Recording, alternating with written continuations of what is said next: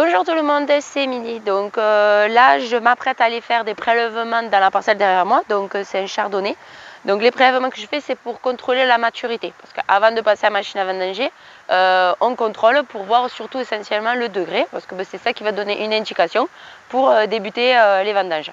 Donc le but du jeu, donc j'ai cette petite bouteille en plastique où j'ai une étiquette. Donc l'étiquette, c'est pour que le laboratoire sache à qui correspond l'échantillon. Donc là, il y a le numéro de la parcelle, le lieu, donc c'est-à-dire au domaine de la Grande Canague. Ensuite le cépage, le chardonnay, et ensuite la catégorie. Donc là, nous, parce qu'on est en agriculture biologique, parce qu'à la cave coopérative, effectivement, il y a plusieurs catégories différentes. Donc ça, c'est quelque chose que la cave nous oblige, mais honnêtement, c'est tous les viticulteurs qui font ça avant de rentrer la machine à vendanger. C'est indispensable pour nous donner essentiellement le degré, parce que c'est ça qui va faire foi pour démarrer les vendanges. Donc là, qu'est-ce que je vais faire? Je vais ramasser 100 grains de façon hétérogène dans toute la parcelle. Donc je prends plusieurs rangées différentes et je prélève à plusieurs endroits différents pour être le plus précis possible, parce qu'on sait très bien des fois que dans certaines parcelles il y a une petite hétérogénéité. Donc c'est pour ça le plus important, c'est de prendre des échantillons un petit peu partout. Voilà, allez, on va rentrer dans les rangées de vignes. Vous allez voir un petit peu comment je prélève. C'est relativement facile.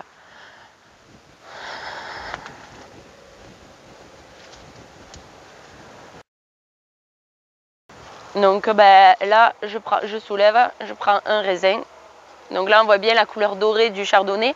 Par contre, le chardonnay, lui, fait des petits grains. Donc forcément, quand j'aurai ramassé les 100 grains, il n'y aura pas beaucoup de volume. Ça donnera l'impression qu'il n'y en ait pas 100, mais c'est tout simplement parce que les raisins sont petits. Allez, et puis aussi cette année, malgré qu'on ait irrigation, il y a quand même un problème de sécheresse. Donc les baies ne sont pas très grosses, mais en même temps, comme vous pouvez voir, la caractéristique du chardonnay, je trouve une belle grappe là, voilà. En fait, vous le reconnaissez bien parce que les grains sont très serrés les uns contre les autres. Ça, c'est une des caractéristiques du chardonnay. Je vous enlève les feuilles mortes.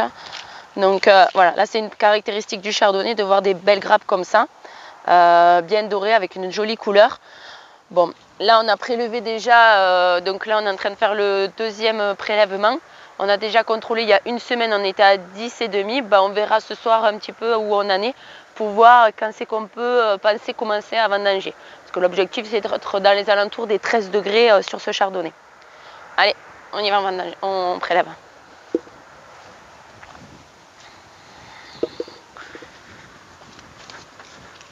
On prélève de façon complètement aléatoire. Je prends des raisins un peu partout dans les rangées de vignes et un peu partout aussi à différents endroits de la grappe aussi.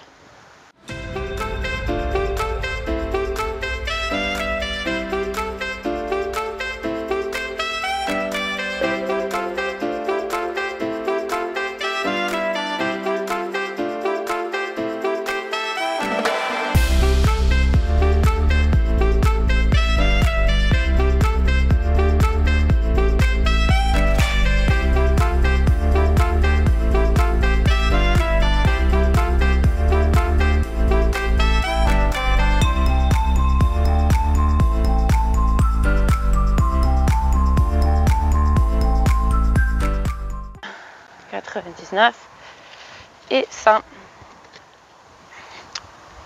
Donc voilà, là j'ai ramassé les 100 grains. Donc là ça va partir au laboratoire. Donc la cave coopérative, elle a son propre laboratoire et elle va contrôler.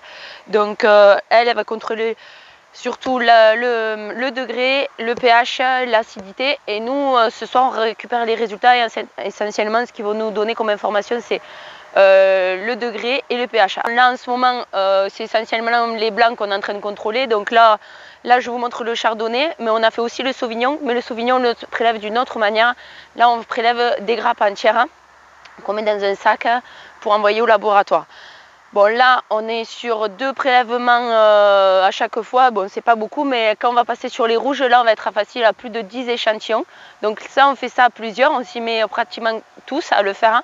Par contre chacun on prélève chaque fois la même parcelle, parce qu'on a tous une façon de prélever de façon différente. Ce qui fait que pour faire en sorte que les résultats soient le plus précis possible, disons par exemple le chardonnay c'est moi qui le fais, donc c'est moi qui l'ai fait jusqu'au bout. Par exemple quand on passera sur les rouges, les merlots, par exemple ça sera Benjamin, il fera telle parcelle, il fera toujours la même parcelle. ou les autres cépages, ce sera les employés. Ce sera toujours la même personne qui prélèvera pour éviter les différences qu'il peut y avoir parce qu'on ne prélève pas tous pareil, quoi. Voilà. Alors, on a récupéré les analyses, ça y est. Donc, alors par rapport à la semaine dernière, on était à 10,5. Là, aujourd'hui, on a reçu les prélèvements, on est à 12 degrés. Donc, c'est très bien, on a pris 1,5 degré. Donc, sur ces analyses, on a deux informations, comme je disais, le degré et le pH. Et là, le pH, on est à l'entour des 3 de pH. Bon, il faut faire quand même attention parce que le chardonnay, c'est quand même un cépage où la pourriture peut vite s'installer. Bon, là, cette année, on a de la chance parce qu'on n'a pas des grosses humidités ou beaucoup d'eau. Mais il faut quand même faire attention. C'est pour ça, quand on arrive au degré optimum, on le rentre assez rapidement pour éviter d'avoir ces problèmes de pourriture sur ce cépage. Donc on pense que normalement on devrait commencer à ramasser le chardonnay vers le 2 ou 3 septembre. Donc habituellement on est plutôt en train de vendanger le chardonnay vers le 20 août. Bon, il y a un petit peu de retard cette année, ça on l'a constaté depuis plusieurs semaines. Bon, comme on dit, chaque année se suivent mais ne se ressemble pas. Cette année c'est une année complètement différente de d'habitude. Bon, en tout cas, pour tous les viticulteurs, on vous souhaite de très bonnes vendanges. On espère que vous arriverez au résultat que vous voulez, autant en quantité qu'en qualité aussi, parce que c'est ce qui est aussi très important. C'est pour ça que le contrôle de maturité, il est indispensable pour arriver à faire des vendanges le plus optimum possible et surtout pouvoir faire des bons vins aussi. Donc voilà, et puis comme d'habitude, j'espère que cette vidéo vous aura plu. Si vous avez des questions, n'hésitez pas à les mettre en commentaire. Et puis merci d'avoir regardé la vidéo.